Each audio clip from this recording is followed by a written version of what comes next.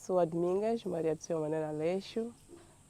Nasci na Vila de Gorongosa, dia 28 de fevereiro. Comecei a estudar em Gorongosa mesmo, da primeira classe até 12ª. Andei a trocar escola, né? Como estava na escola primária de primeira até 7ª classe, e de 8ª até 12ª troquei para uma outra escola. Só frequentei 2 escolas. Na primeira escola onde eu frequentei a 7ª classe não tinha 8ª, nem 9ª, nem 10ª. Tive que mudar para outra secundária, que tinha essas outras classes, para poder terminar. Depois de terminar, em 2012, eu fiquei em 2013 sem fazer quase nada. Só estava a concorrer, a esperar os resultados saírem. Concorri 2 sítios para ser a enfermeira, né? Concorri em Amatanda, depois concorri na Beira, e que na Beira fiquei à espera dos resultados quase 3 meses. Então, durante esse tempo de espera, acabei de receber uma informação com o meu irmão, que é Martinho, a me informar que no parque tem uma senhora que precisava de uma menina que tem 19 anos de idade, que já terminou a 12ª classe, e que eu tinha esses requisitos todos. E me arrisquei, vim aqui para a primeira vez, me avistei com essa senhora, o nome dela é Paula Bolle.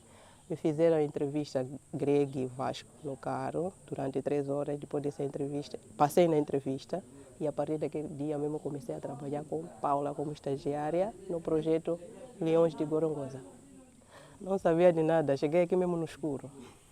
Só que eu queria alguma coisa só para tentar me aguentar enquanto espero os meus resultados da saúde saírem. Quando os resultados saíram, eu já estava a trabalhar aqui e já estava a gostar do meu trabalho, e que foi tão difícil eu dizer para os meus pais que já não queria mais voltar e estudar saúde na Beira. Lembro-me que os meus pais ficaram muito nervosos, chateados comigo, a dizer que onde você está é como estagiária, você não vai receber de nada. Tipo, o tempo está a passar, os outros estão a se formar e você está a perder seu tempo. Eu disse, não me preocupo, aposto em perder o meu tempo e não queria me formar na Beira. Foi assim que eu continuei a ficar e a trabalhar cá. E que nem consegui fazer 1 ano. Trabalhei um curto tempo, eu ganhei uma bolsinha de 1 mês para ir para estudar nos Estados Unidos, voltei. Depois de alguns meses que ganhei a bolsa também para estudar em Portugal, licenciatura em Biologia. Isso no ano 2014. Ganhei a bolsa foi no mês de julho, mas com os processos todos só consegui viajar no mês de novembro. O que é que os seus pais faziam? São camponeses todos, mas são os antigos combatentes, né? Combateram a guerra. Diziam que no tempo deles eles queriam tanto estudar, todos saíram com 4ª classe. E na altura com 4ª classe todo mundo sabia ler, escrever. Só que para prosseguir já tinha que ter família mesmo, assim civilizados. E eles não tinham essa família e não conseguiram prosseguir com os seus estudos. Então investiram toda a força, o dinheiro que eles tinham, para os filhos se formarem. Claro que não era obrigatório, né? Era para quem que quer, né? Esse que não quer, eles também não podiam fazer nada. Mas sempre falava, estude, porque o estudo, ninguém vai vos tirar o vosso certificado. O certificado não apodrece. Então, se vocês querem fazer outras coisas, primeiro estude e se formem. E a maioria nós seguimos isso. E eu segui muito por causa de ver a minha irmã, depois de ser formada. Como eu era uma pessoa que queria tanto dinheiro, e quando pedi aos meus pais, não me dava. E por ver a minha irmã, que já tinha salário dela, e também nem queria me dar nem sequer centavo, isso me doía tanto. Aquilo foi um incentivo para eu estudar no meu coração sempre. Sempre falava, eu vou estudar, porque quero ter o meu próprio dinheiro também. E quero comprar as minhas coisas com o meu próprio dinheiro. Foi essa força que eu tenho. Eu comecei a estudar no ano 2001. Então, no ano 2001, na nossa comunidade, né, éramos muitos. E passávamos a nos levar casa em casa. Era capaz de nós chegarmos na escola 50 alunos, né? Pessoas que nós conhecíamos eram nossas amigas. 2ª, 3ª, 4ª, até 5ª. Algumas meninas já começaram a ficar em casa, os pais já ocupar mais as crianças com o trabalho de casa. 6ª, 7ª, muitas casaram mesmo, e como nós vivíamos numa zona ou uma comunidade longe da escola secundária, terminei 7ª classe só para sair da escola, da minha casa para a escola secundária, era quase andar a pé 2 horas ou 3 horas. Aí nós não tínhamos nem transporte nem nada, andávamos a pé. Então, 8ª classe, me lembro muito bem que todas as meninas, eu já não tinha mais meninas, amigas na zona, aquelas que estudavam estudavam comigo, todas a maioria já tinham sido casadas, outras já não queriam mais estudar, os pais já não permitiam mais dizer que tipo, meninas não é para estudar, é para ficar com os pais, ajudar os pais ou para estarem no lar. Então, na zona eu era a única e a maioria dos pais dizia que eu tenho espírito mau. Os meus pais me colocaram espírito mau e eu não vou ser casada por causa desse espírito mau, por isso estou aí na escola. Mas nós nem ligávamos isso. O meu pai, me lembro muito bem, dizia que quem dá comida à minha filha sou eu. Quem dá sapato ou roupa sou eu, por isso não me importo com as vossas bocas, deixa a minha menina estudar. Comecei a estudar e sozinha, porque nós estudávamos oitava classe de noite, à tarde, 2 horas entrar, 18h05 sair. E 18h05 já era noite. E só da escola para minha casa, 2h30 ou 3 horas, não tinha nenhuma iluminação. Era no escuro. E eu andava sozinha. Às vezes o meu pai me seguia. Mesmo no escuro, conseguíamos nos reconhecer. Eu conseguia perceber, esse é meu pai. Essa é minha mãe que está a me seguir porque já é noite. E foi assim até décima primeira, 12ª. Outras classes já estava a estudar de manhã. Como é que se tem força de vontade para fazer esse caminho todos os dias? Difícil, porque há outros dias nós éramos obrigados a voltar 2 vezes na escola. Ou seja, de manhã era para ir trabalhar, voltávamos. Só tipo era voltar, tomar banho e ir de novo na escola. Então tinha que percorrer 4 vezes. Era difícil e complicado, os pés doíam, mas chegou a um certo tempo já habituávamos. Até dizíamos para a pessoa, aqui é perto, aqui, é muito perto. Saíamos a correr mesmo, a maior parte do caminho a correr para a escola. E eu tinha ainda amigos, mas esses amigos eram amigos que viviam um pouco mais longe do que eu. Só eram todos rapazes. Então, a maioria parte da minha infância só fui me convivendo com amigos homens, não mulheres. Porque eu perdi essa fase quando todas pararam de estudar. Fui eu a primeira menina a estagiar no projeto da Paula, depois passou um mês, veio uma outra menina, coincidência, essa menina estudamos junto, 10ª classe até 12ª na vila.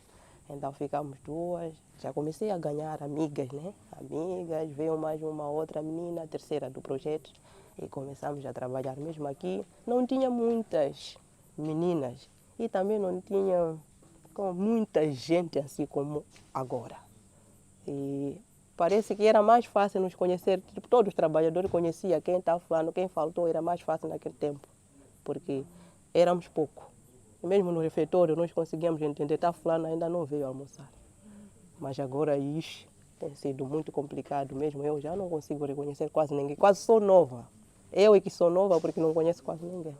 E ficamos, e eu...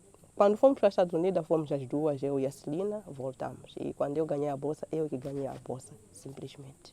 Eu fui, quando cheguei lá o ambiente era outro, comecei a ganhar muitas amizades, muitos amigos incontáveis, que ainda continuam na minha vida até agora, mesmo de uma forma assim, distância, não tem nos impedido a nossa amizade. Mas só comecei a ter amizades assim femininas quando eu vim para cá, no parque. O que você foi fazer nos Estados Unidos? Foi curso de quê?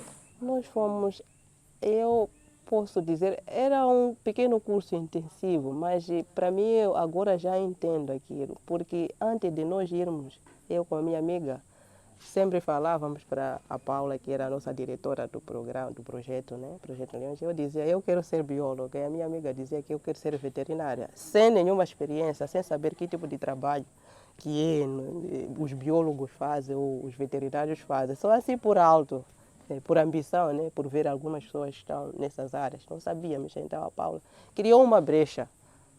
E nós fomos, 2 semanas trabalhamos com os biólogos, todo aquele trabalho, e 2 semanas trabalhamos com os veterinários. Foi aí que a minha amiga disse, eu não quero mais ser veterinária. Eu não mudei do meu curso ou do meu sonho. Sempre falei que quero ser bióloga e vou ser bióloga. E a minha amiga, por ver, tipo, nós estávamos a curar muitos animais, pegar feridas, dar de comer. Ela mudou mesmo. Trocou de formação. Então, para mim era tipo testagem, né? Para ver se aqueles mesmo eram o nosso sonho ou escolhemos por ambição. Depois dos Estados Unidos, nós voltamos para cá, começamos a fazer aquele nosso trabalho normal, né? A monitorar os leões, a fazer contagem, a estudar os leões. Passou alguns meses, veio o senhor embaixador, na altura, o senhor embaixador em Moçambique, Mas o senhor é embaixador de Portugal e aqui em Moçambique. O que era na altura o senhor José Duarte, trabalhou comigo algumas semanas, depois de trabalhar comigo, me fez uma pergunta no final: Dominga, imagina alguém chega aqui, diz, ganhou uma bolsa para estudar no estrangeiro, você aceitaria? Eu falei que eu aceito, não me importo, vou estar lá sozinho, longe da minha família, mas ser humano é mais fácil se adaptar no ambiente dos outros, apesar que leva um pouquinho de tempo, mas eu estou disponível, porque estou aqui, ainda não me formei, não tenho nenhuma formação. E ele não me falou mais nada. Foi. E passando alguns meses é que veio mesmo a bolsa oficial, que a Dominga ganhou uma bolsa para ir estudar em Portugal. Aí foi uma boa notícia, ou seja, foi a notícia que eu mais esperava desde o primeiro dia que eu entrei no parque, ou desde o primeiro dia que eu comecei a trabalhar com Paola. Porque na minha consciência eu sempre falava que eu ainda não me formei, que eu quero me formar, que eu quero me formar.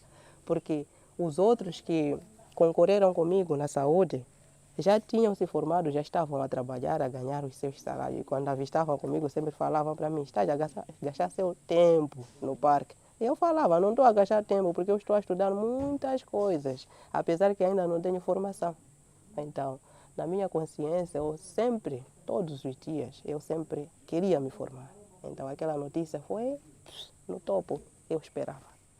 Fui estudar na Universidade de Coimbra, fiz licenciatura em Biologia. Fui lá em 2014, voltei em 2020.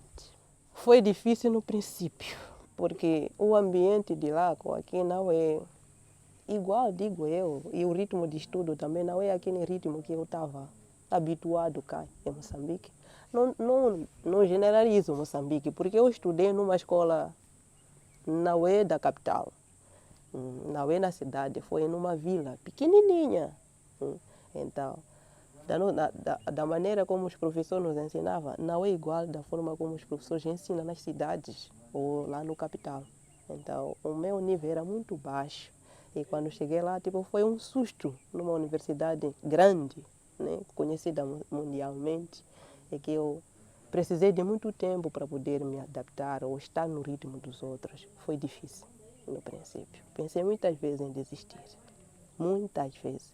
Chorei muitas noites também, mas graças a Deus que eu tinha todo tipo de apoio em todos os cantos onde eu andava, onde eu vivia, ou na residência. As pessoas que estavam comigo sempre me ajudavam. Em muitos dias eu acordava à tarde e dizia para mim mesmo: não vou na escola, não vou nas aulas. Mas as pessoas da residência me forçavam. E eu ia na escola, ia estudar. E não só a minha mãe grande, né, Helena Freitas. Foi o meu pilar na Universidade de Coimbra. Sempre vinha na minha casa, sempre me ligava, procurava saber se eu fui na escola ou não. E ligava para os professores também, que estavam a me dar aula. Então, com essa pressão toda, foi difícil ficar em casa, não ir assistir às aulas. Primeiro foi por obrigação, porque eu mesmo já não queria mais. Já no segundo ano, eu me adaptei e comecei a ver tudo como normal. Era muito apoio da família, apoio dos diretores daqui do parque, apoio da diretora Helena Freitas, apoio da Paula, porque na altura eu admirava muito Paula. O trabalho que ela fazia, para mim, eu achava que aquele trabalho só os homens que podiam fazer. Mas o pouco que eu fiquei muito com a Paula, né? Aprendi muitas coisas com a Paula. Ela transformou essa minha consciência e eu fiquei com aquela ideia que todas as meninas ou todas as mulheres podem fazer qualquer tipo de trabalho. Então, esse foi um grande incentivo. E não só quando cheguei lá em Coimbra, conheci a diretora Helena Freitas. E a diretora Helena Freitas é uma mulher incrível, muito incrível. Então, eram mulheres base na minha vida. Os homens complementavam, mas as mulheres é que mais me davam força. E é isso que eu precisava, porque eu era uma mulher e precisava de mulher igual também para me dar mão, para me dar força. Então, encontrei isso tudo nela, na Helena Freitas. Eu sempre falava para ela: eu um dia quero ser como você, quero ser como você. E também como tinha aquela força que eu quero me formar e ter o meu próprio dinheiro, também foi um incentivo, contribuiu bastante para eu poder estudar e não desistir. E também as amigas que eu tinha me davam muita força, porque no fundo não era só eu que passava essas dificuldades. a maioria, quase todas que chegavam lá também passavam. Tinha dificuldades, barreiras, mas lutávamos para conseguir passar essas barreiras. Porque no princípio eu pensei que para barreira, a melhor solução, barreira é desistir. Mas as amigas me ensinaram que não é desistir, é investir mais força para ultrapassar essas barreiras. E foi isso que eu fiz, com tanto esforço. Só fiz licenciatura até enquanto, por enquanto ainda não fiz mestrado. Meu sonho é até chegar ao doutoramento. Mas fiz essa pausa. Para já ainda tenho muitas áreas na cabeça, estou a pensar em biologia marinha, às vezes biologia de campo, às vezes biologia de conservação. Ainda tenho. Aí às vezes sonho com bioestatística, às vezes. Ainda tenho esse pouquinho tempo para eu selecionar qual que vai ser mesmo a área do meu mestrado. Os meus pais não têm esses serviços ou essas redes sociais, então ficava muito difícil para eu poder comunicar com eles. Eu me lembro muito bem que a minha primeira mensalidade da bolsa, eu gastei todo só em comprar recargas ou crédito para poder ligar para os meus pais. E mesmo assim não foi suficiente para eu falar tudo. Um dia eles compraram também recarga e ligaram para mim. Começaram a me falar: Dominga, nós estamos muito orgulhosos em ti. Nós não queremos que você volte sem nenhum diploma. Sabemos que é difícil, mas apesar que nós estamos distantes, estamos sempre contigo. Pensa que nós estamos tem que saber que nós estamos contigo sempre. Não é preciso nós comprarmos recarga e ligar para ti toda hora. Mas fica a saber que nós estamos contigo. E não só, você está a representar o parque, está a representar a tua família, está a representar o Moçambique, o país de Moçambique. Então, só por ouvir que eu tinha muitas responsabilidades, também foi uma força para eu não poder desistir. E não só, tinha um amigo, esse amigo foi o amigo que ligou para o meu irmão para eu poder vir estagiar cá, né? Porque eu tinha essas qualificações que a Paula pediu, também me dava muita força. E na altura também estava a estudar em Tanzânia. E ele, como tinha redes social, né? Eu tinha, e era muito mais fácil a comunicação. E todos os dias me ligava para me dar força. Até me obrigava: vai na escola. Estou a pedir o teu horário da escola para poder vir acordar cedo. Toda hora ligava: olha, às 14 tens aula, tens que ir nas aulas, tens que ir nas aulas, tens que ir nas aulas. O diretor Vasco, Paula, a Helena Freitas, até a doutora Helena vinha mesmo na residência. Porque às vezes eu ignorava a chamada, porque não queria ser. Para mim era incômodo. Mas depois, quando a pessoa chegava, a realidade já era outra. Tinha que preparar ir nas aulas. E também tínhamos uma senhora incrível na residência. Ficava aí a tomar conta da residência. Como a residência era residência universitária, então tínhamos uma senhora que tomava conta da residência. Então, logo da primeira foi uma amiga minha. Então, sempre falava: Domingo tem que ir à aula, tem que ir às aulas, tem que ir às aulas. Então, são muitas pessoas que me deram apoio que eu nem tenho capacidade de poder mencionar os nomes. No primeiro ano, quando eu cheguei, só encontrei um moçambicano. E a maioria eram dos outros países, né? Da África, Europa, Ásia e outros. No piso onde eu estava, cada qual estava num curso diferente. Então, nos juntamos só porque estamos na mesma sociedade. Só no segundo ano já vieram pessoas que estavam no mesmo curso comigo. Então fazíamos trabalho, baladas, festas, conhecer mais pessoas. Antes de eu terminar, eu sempre vinha para cá, porque ficava lá 11 meses, temos mês de férias. Então, mês de férias era mês de trabalho aqui no parque. Então, todos os anos eu tinha um mês para vir passar aqui em Moçambique, principalmente aqui no parque, para poder trabalhar com a Paula. Mesmo estando lá, eu fazia trabalho do parque. Participava em muitas entrevistas também, para falar do parque, para falar do projeto ou do parque em si. Quando eu voltei no ano 2020, eu continuei no mesmo projeto com a Paula. Trabalhei 3 meses, depois de eu ter trabalhado 3 meses, concorri para um outro departamento. Fiquei alguns meses à espera dos resultados e quando saiu os resultados eu saí desse departamento, porque aqui estava no departamento de conservação. Saí e fui trabalhar no Centro de Educação Comunitária, no Departamento de Desenvolvimento Humano, no Programa de Educação para Conservação. É lá onde eu estou até agora. Eu sou supervisora distrital, neste caso do distrito de Nhamatanda. trabalham neste programa de educação para a conservação, entre aspas, nas escolas, ou trabalhamos muito mais com os clubes ambientais. Nas escolas, a maior parte das escolas, não são todas, né? As escolas circundantes do parque, da zona tampão, né? Criamos um grupo de 32 membros. Nesses 32 membros, 2 são professores, esses 2, um do sexo feminino, e temos 15 meninas e 15 meninos. Então são 32 membros e esse grupo é chamado Clube Ambiental. Nós trabalhamos com esses clubes ambientais. E não só trabalhamos também com os professores, com os diretores. Trabalhamos também com os membros da comunidade. Trabalhamos também com outros tipos de grupos, né? Rapariga, mas já o nosso grupo mesmo, ponto focal, esse clube ambiental, ensinamos as crianças a cuidar do meio ambiente, ou seja, para uma criança temos que usar uma linguagem tão simples, porque não adianta falar para uma criança temos que conservar o elefante. Ele não sabe o porquê que temos que conservar o elefante. Então, se não sabe o porquê que temos que conservar o elefante, fica difícil, confuso para uma criança. E praticamente não vai conseguir conservar. Então, primeiro começamos com aqueles aspectos que são pequenos. Para conservar, temos que conservar o elefante, porque o elefante é muito importante para o ambiente, né? Ele abre caminho para as espécies pequenas. Não só fezes de elefante fertilizam o solo. E quando o solo está fértil, produz muito capim, esse capim os herbívoros comem. E não só, também tem muito mais importância, tem muitas outras importâncias para o turismo, muitas pessoas dos outros países, ou não só pessoas de Moçambique, nunca viram um elefante. Então, quando vem no parque, entra.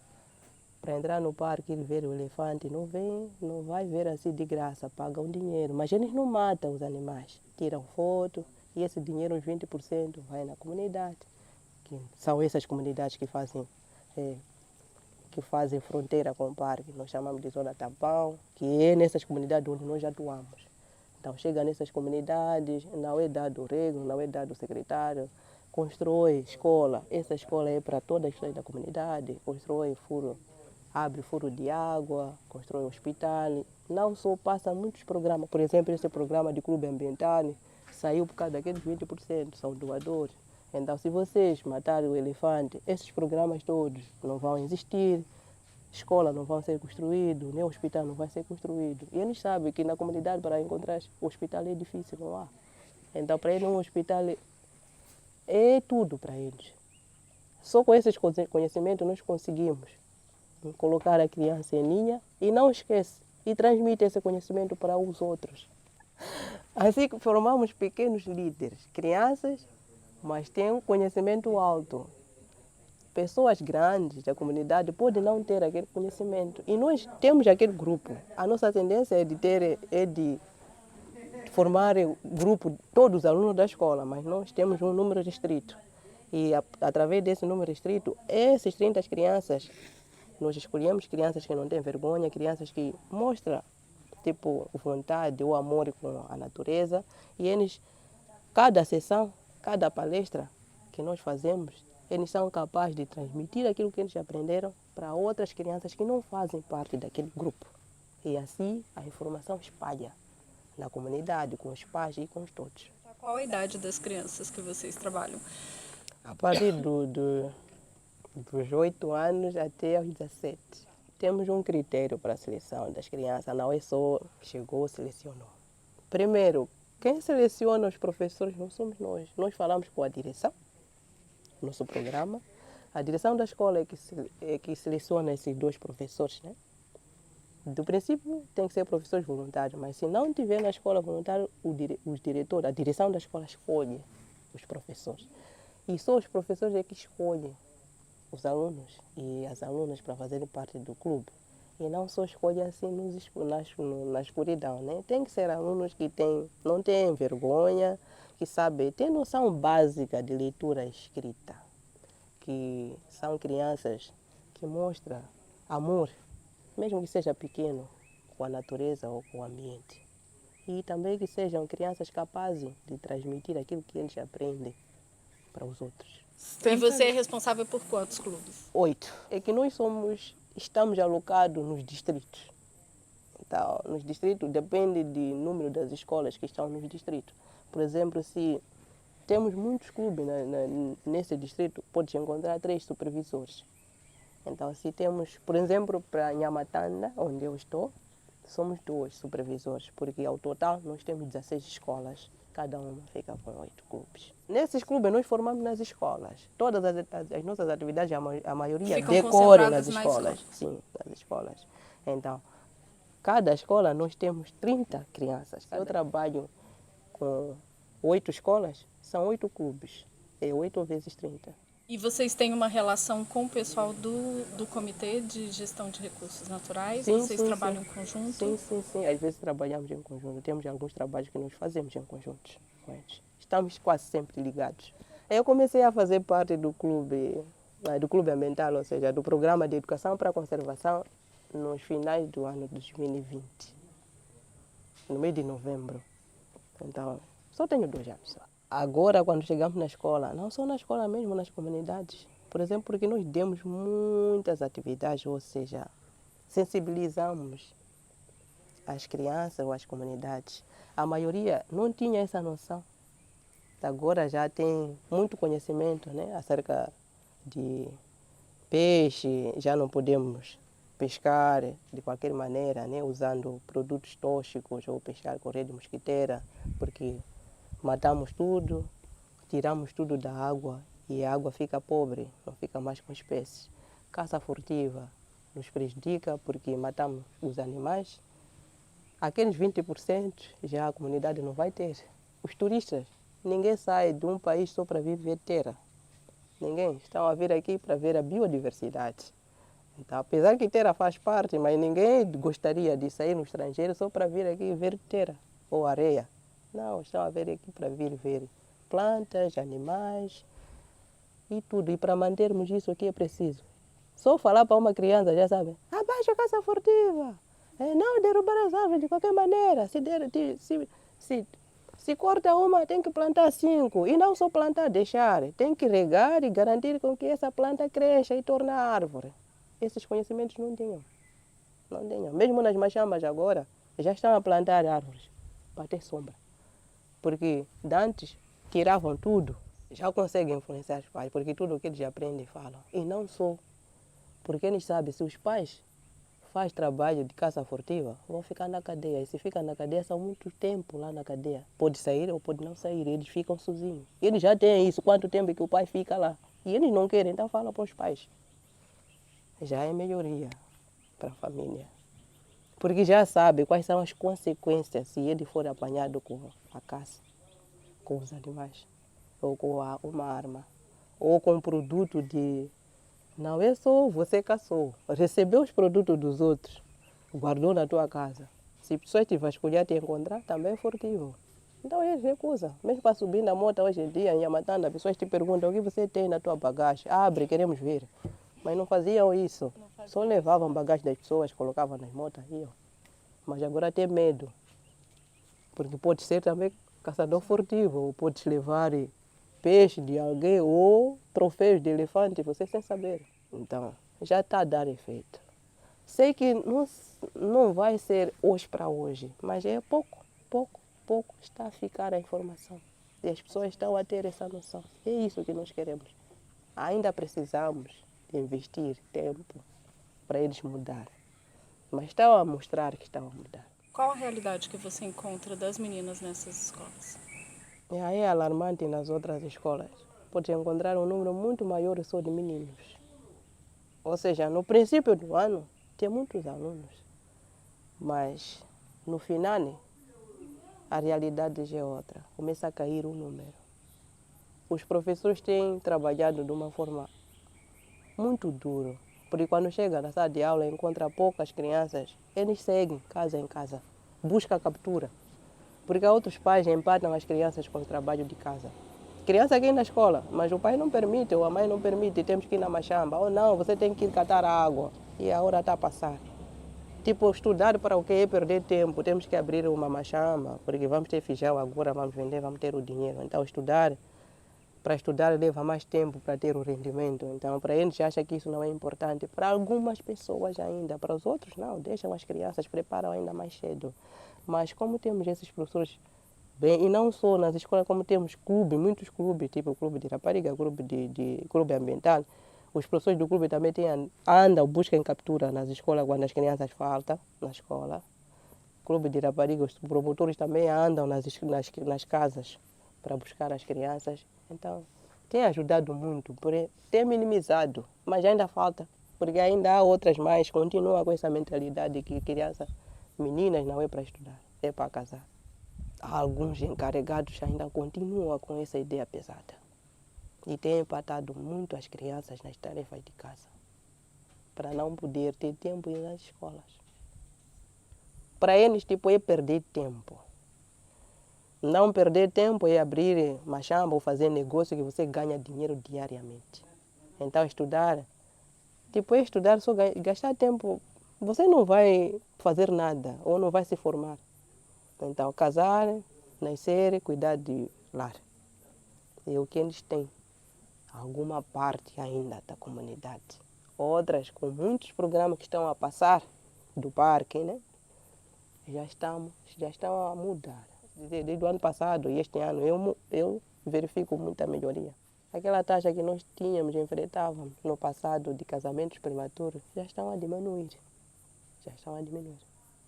Com as sensibilizações, com os programas que estão a passar na comunidade, já estão a diminuir. Estão a diminuir mesmo, muito mesmo. Eu que trabalho no campo, testemunho isso. Porque agora, mesmo que a criança falte na escola, se nós chegarmos na casa dessa criança, o encarregado fica até a tremer. Está aí a menina, desculpa lá, é que eu queria a menina para ir com ele na moagem, mas desculpa mesmo, eu nunca mais vou fazer. Tá aí, nunca mais vai fazer. A criança começa a chorar livre. Mas naquele tempo não, insultava até essas pessoas que chegavam em casa. Não queriam saber, a filha é minha, quem nasceu foi eu. Eu acho que outra parte era a falta de conhecimento. Não tinham essa noção. Também cresceram nesse ambiente, foram incutidos para eles que menina cresceu, casou e tomou conta do lar. Mas isso tem refletido muito, tipo, nas comunidades longe das vilas. Sim, essas que estão na vila não temos assim muitos casos. Porque quando termina a 7ª classe para a 8ª, eles têm que mudar da comunidade ou sair dessa comunidade longe para a vila. As escolas secundárias só estão na vila. E mesmo lá na comunidade, você encontra uma criança que percorre 13 quilômetros para ir na escola, só ida. Aí, tipo, tem que criar um grupo para serem muitos, né? E quando larga, tem que se esperar um por um para voltar. Mas mesmo assim, você encontra, quando ir de manhã no campo, encontra grupo, estão a caminhar aí para a escola. A distância para eles já não importa.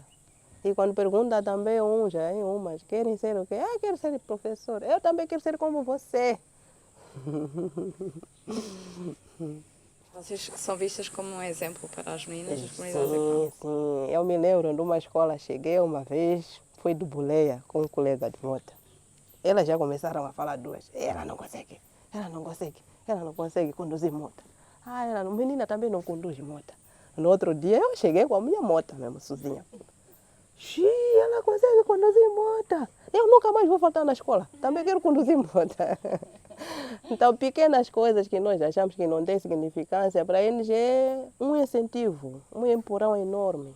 Um empurrão enorme. Eu me lembro uma vez uma criança me desenhou até. Desenhou e disse, eu quero ser como você. Sério que eu não conseguia encarar as minhas lágrimas. Chorei.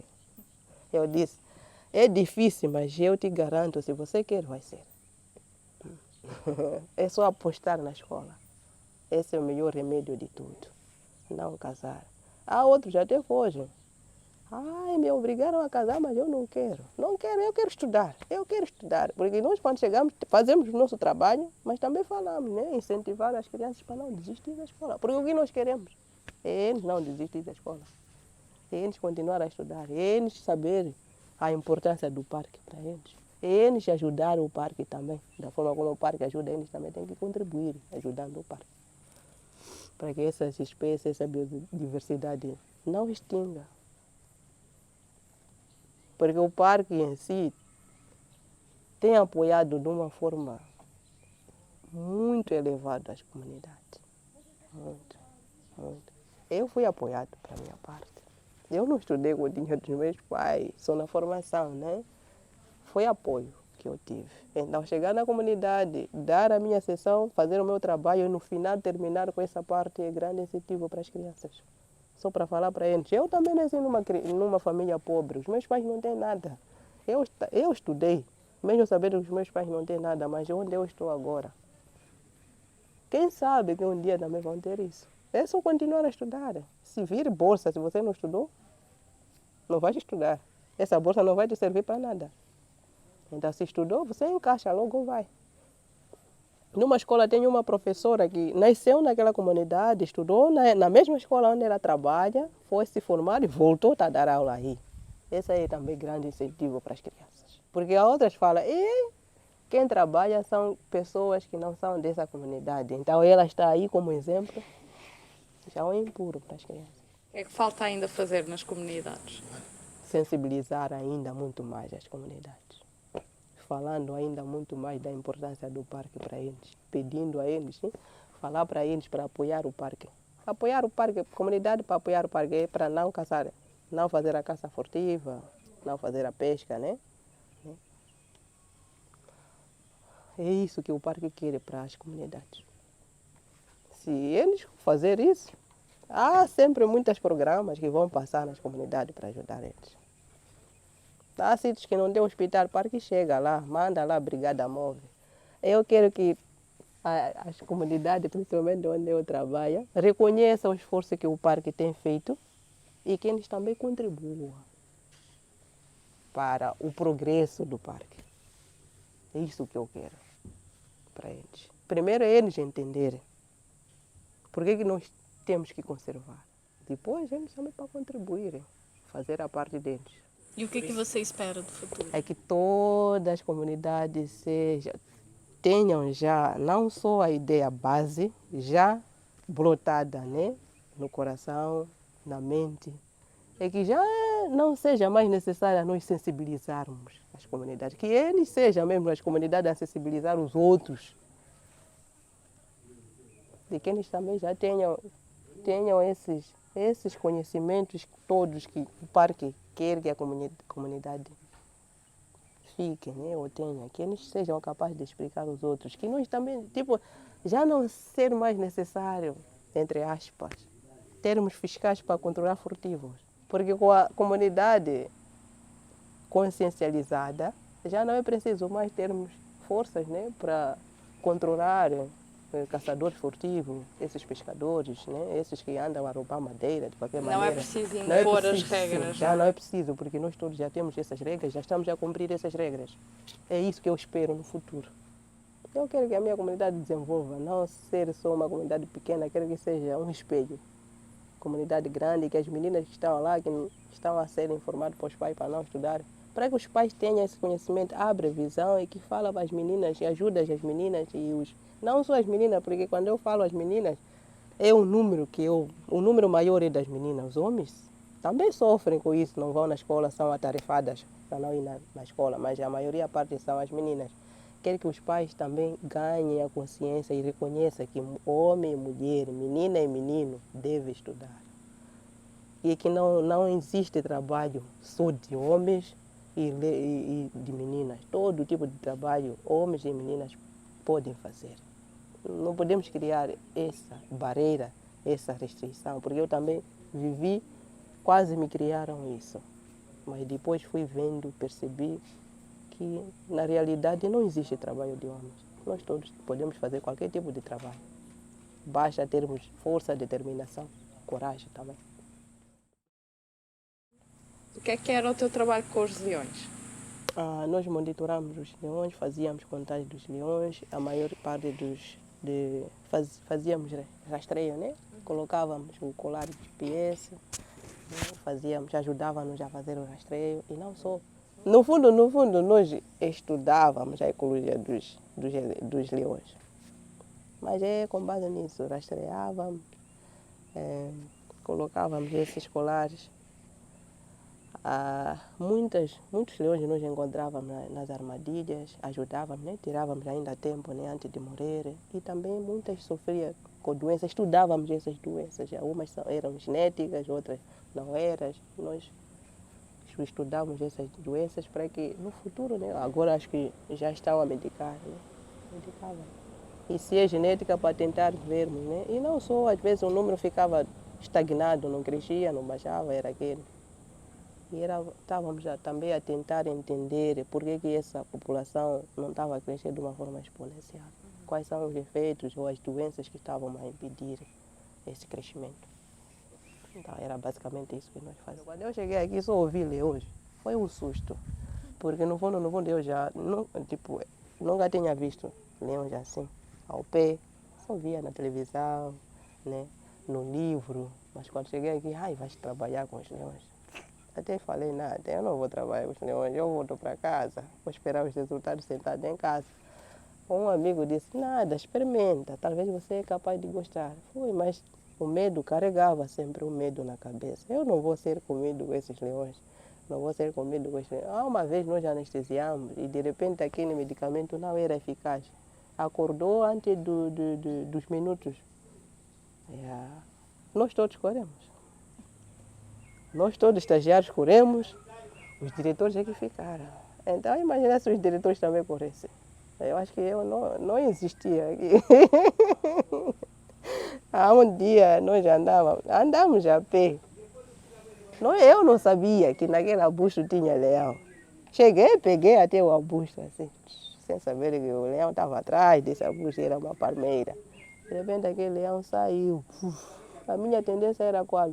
Corri para o carro. Aí quando eu corri, o diretor e o fiscal se aperceberam, eles é que ficaram parados. E o leão não veio atrás de mim. Foi também. Mas é grande susto mesmo. E transpirei. E voltei com muitas feridas nesse dia, sangrei muito. Porque estava a correr, pisei, não sei. Espinho. Mas depois de 2, 3 meses, todo aquele medo. Já não tinha mais medo de leão, porque já tinha todas as instruções. Se te aparecer de uma forma de repente, era só levantar os braços, fazer movimento e gritar, encarar o próprio leão.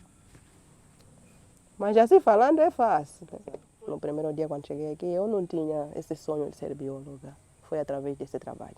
E não só este trabalho, também a pequena formação que eu tive nos Estados Unidos. Me apaixonei demais com os biólogos, né, com o trabalho que nós fazíamos. Nós primeiro chegamos em Califórnia, depois fomos para Santa Cruz, trabalhamos lá. Depois fomos em Califórnia, nós fomos para um centro que só atende os mamíferos, né? Aí de veterinário. É um hospital grande, veterinário, que só atende os mamíferos, muito mais mamíferos marinhos, pata-baleia, não sei o que, elefantes marinhos, leões marinhos. Se tem problema de saúde ou tem uma ferida, eles levam, vão dar assistência, depois de ficar bem, vão devolver no mar. A Gorongosa é um lugar especial, né? Porque temos montanhas, temos muitas árvores, temos quase todo tipo de vegetação, né? Na Gorongosa e as montanhas lá, temos a nossa cascata, que é Morombosa. É fantástico lá, para as pessoas irem. Eu recomendo mesmo ir. E não só aqui no Parque Gorongosa, engloba o Parque Nacional de Gorongosa. Temos muita vida aqui para as pessoas verem, conhecerem. Temos o ar fresco na Gorongosa, temos muitos rios. E as pessoas em si são pessoas mesmo boas, né? Com o coração aberto, com os braços abertos para receber, acolher e apoiar a todos. E o que é que significa o Parque Natural para ti? Consciência transformada. Ou seja, inspiração, força, determinação, coragem. É isso tudo. E autoestima, no final. Aumentou-me bastante o meu autoestima. Deu-me força. Abriu a minha visão. Transformou a minha vida. Mudou a minha história. deu meu emprego. Me formei através do parque. É tudo isto e mais.